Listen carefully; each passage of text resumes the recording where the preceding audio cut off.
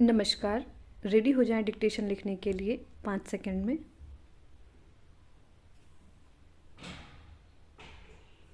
Start.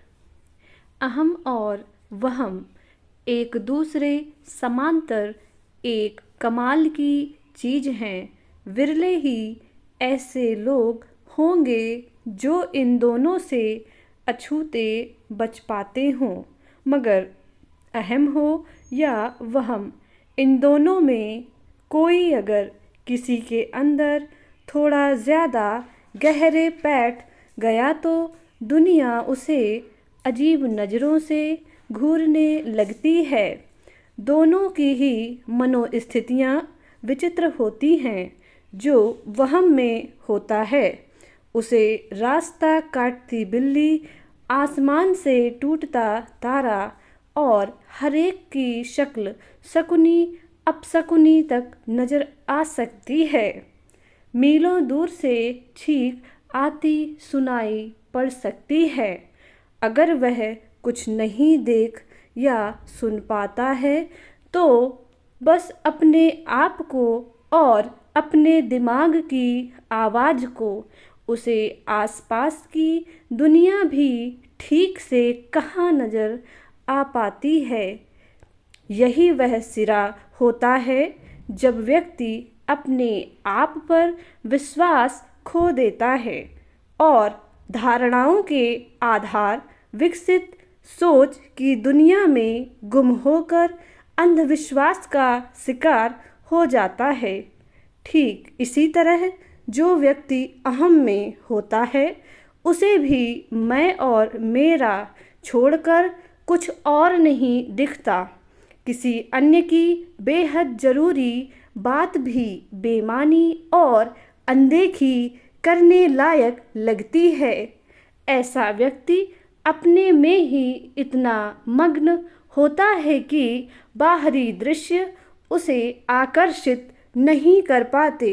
वह अपने ज्ञान, रूप या पैसे के अहम में चूर समाज से कटा रहता है।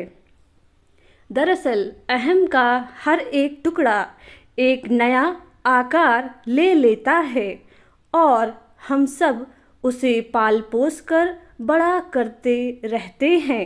मगर ऐसा भी नहीं है कि अहम हर स्वरूप में एक बेकार की चीज़ है। कायदे से देखा जाए तो किसी भी इंसान में थोड़ी मात्रा में अहम निहित होता है और कई बार यह वक्त की ज़रूरत भी होती है। उदाहरण के लिए खुद पर भरोसे का अहम व्यक्तित्व को झुकने नहीं देता है, लेकिन इस स्तर के अहम को स्वाभिमान कहा जाता है। इस तरह हर किसी के पास इस तरह का अहम का होना जरूरी भी है, लेकिन बस उतना ही जितना दाल में नमक की ज़रूरत होती है।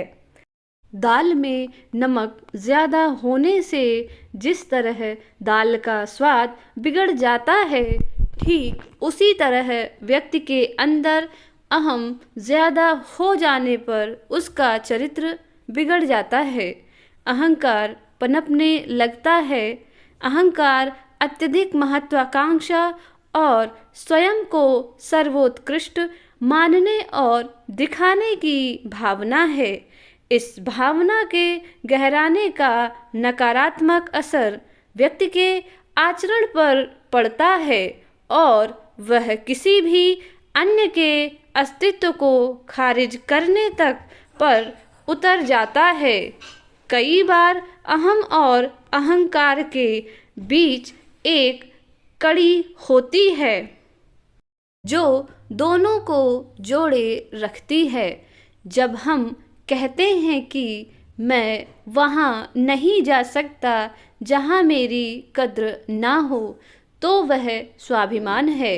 इसकी रक्षा हमें करनी चाहिए। मगर जब हम कहते हैं मुझे सब कुछ आता है, मुझे ज्ञान मत दो, तो यह हमारा अहंकार बन जाता है।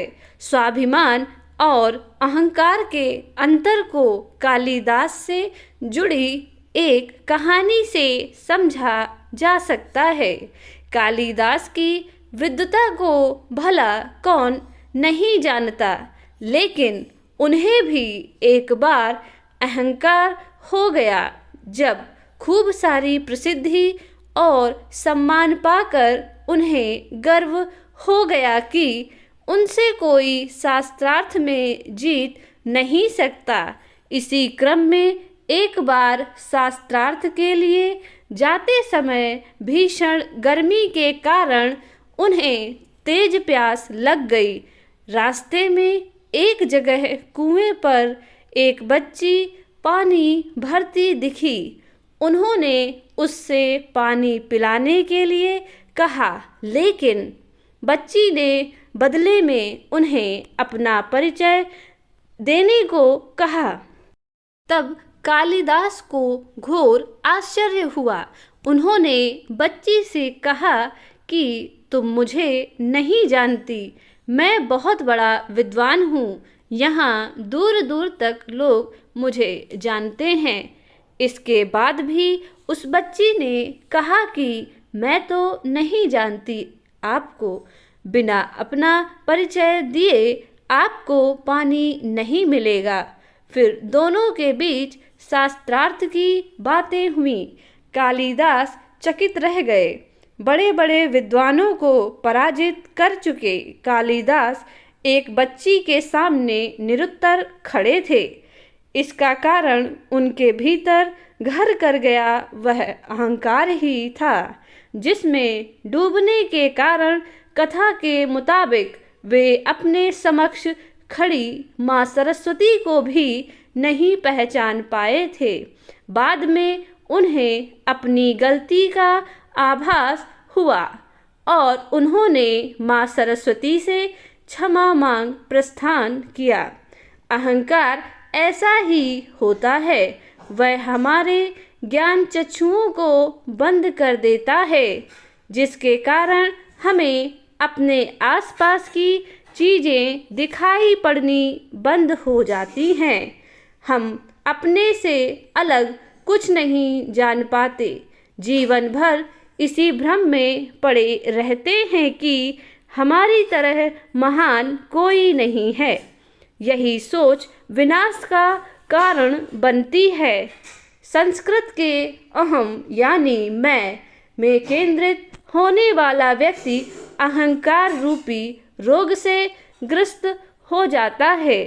संसार में जब शिशु जन्म लेता है तो वह निर्दोष होता है, लेकिन जैसे जैसे समय बीतता है वैसे वैसे बच्चे में प्रतिस्पर्धा का भाव प्रबल होता जाता है। कुछ अलग करने की, दूसरों से बड़ा होने दिखने की सोच मस्तिष्क पर हावी होती जाती है।